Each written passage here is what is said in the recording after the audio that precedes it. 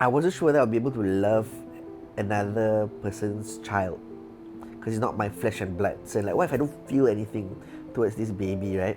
I don't know. I had all these thoughts. I wasn't sure whether I really wanted to go through the process. But she said two things to me that made a lot of sense. She said, at the end of the day, it's how you raise the child, and then you just hope that they grow up to be good people, right? It doesn't matter whether it's your child, whether it's an adopted child. It shouldn't make a difference. I felt like maybe it was a good time to explore adoption. The relationship we have is so natural. I feel like he's really meant to be our child.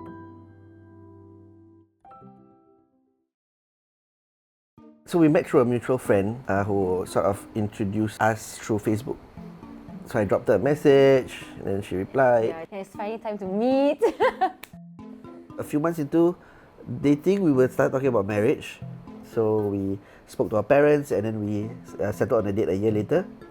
And then before the wedding, we realized that we had a lot of things to pay for. We're both broke. Yeah, we were both quite broke. So we were like, how are we going to raise more money, like save more? So she said, hey, maybe I can sell my cupcakes. Yeah. So I'm good at baking since I was young. I bake a lot for my family, for my friends. So I thought like, just set up an Instagram account and then let's see who wants to buy it. Maybe family and friends. Morning. Hi, is it chicken day? What's up, everyone? You just left this one for this one, right? You're gonna blend first? Word got around really fast. It was really through word of mouth that popularity of Fluff grew. So when we finally got to a point where the order books was full for like a month or 3 months. 3 months before you could even get a slot for the next cupcake. So we decided like, oh my god, it could be something, yeah. About a year and a half after that, we rented our own place, and then we took a step back, let the staff manage the place. And I think that's when she started talking to me about wanting to start a family and things like that. Yeah. And I wasn't sure whether I was ready to start a family at that point where she wanted to start a family. So 2 months after we got married, I started to lose the vision in my left eye. So I went to see a specialist. So that's when we found out I had a pituitary tumour. So I was more concerned about her and what was going to happen to her, how she was going to support herself. I knew that her dream was to open her own business. So I thought that that was something that I could help her with. If anything should happen to me, at least she had something to do. So I was hyper focused on getting the business up and running. So since there was a tumour that was growing in the area, it was affecting the production of certain hormones. So one of the hormones is testosterone.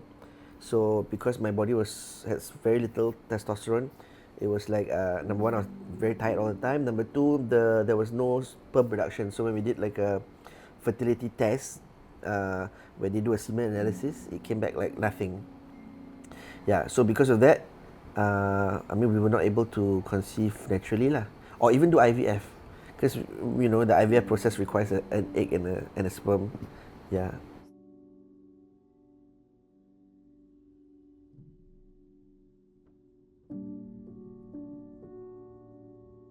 So I just needed an outlet for somewhere that I could vent my feelings and my frustrations on. So I just got a journal, started writing in there. At first, it was like at the start of the treatments.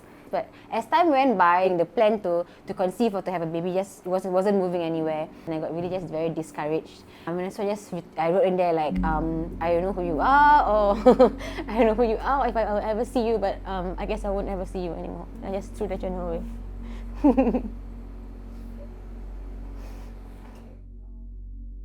You go through that process, and I'm sure a lot of people who go through the process of fertility treatments can tell you how disappointing it is when at the end of the cycle that the results are negative.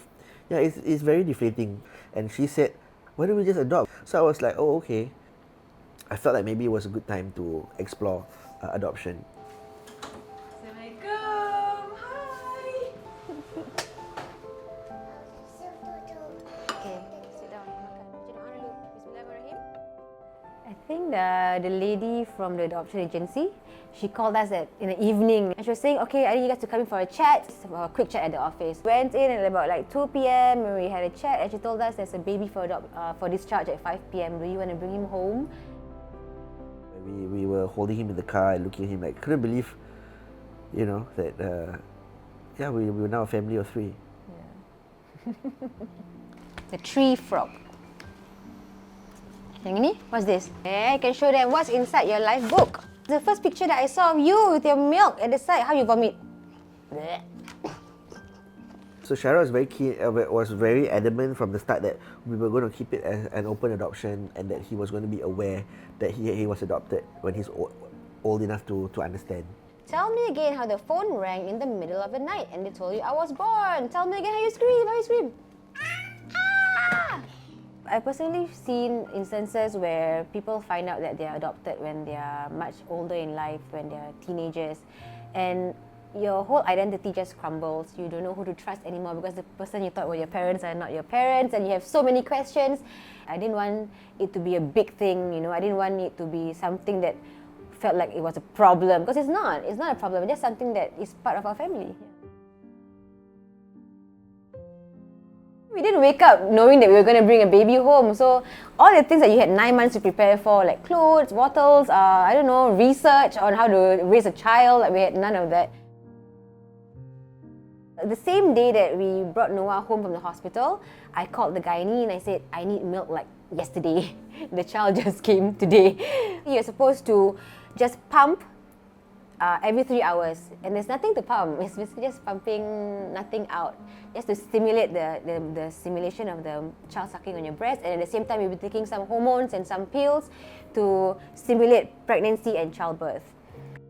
So basically, if you breastfeed a child between 0 to 2, a certain number of feeds, and then the child becomes your milk child. And so this simplifies relations between family members and non-family members. Like Noah, and as an adopted child, will be a non-blood related family member. But if I was to breastfeed him or give him my milk for between 0 to 2, for a certain number of feeds, he will be considered a milk child, which then makes him a family member to us. So for example, I would not have to be, my mom or my sisters wouldn't have to wear hijab in front of him. It will be as if he was my birth child, yeah. It wasn't working out so well. People get about maybe average 100 plus 200 mLs per pump session. I had like 60 mLs. So it was really bit by bit until I had one full feed. Okay, that's one. So you need about 5-6 full feeds before the child is considered your milk child in Islam. So it was really a long time before I could reach the full number of feeds to complete it. I like the strawberry. Now he's at the age where he needs me to focus on him, like, you know, quite completely. Mama, Yes, sayang. I want flour. You want flour? More flour? When it came to opening our own shop, it felt like it was time to do it. When it came time for adoption, we felt like, yeah, felt like the right time to do it.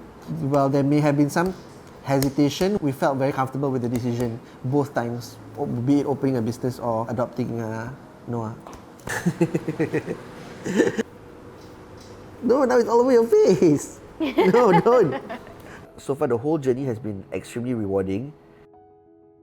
I feel like he gives us more than we give him. You know? He is really the light of my life. It was one of the best decisions we've ever made. I would do it again in a heartbeat.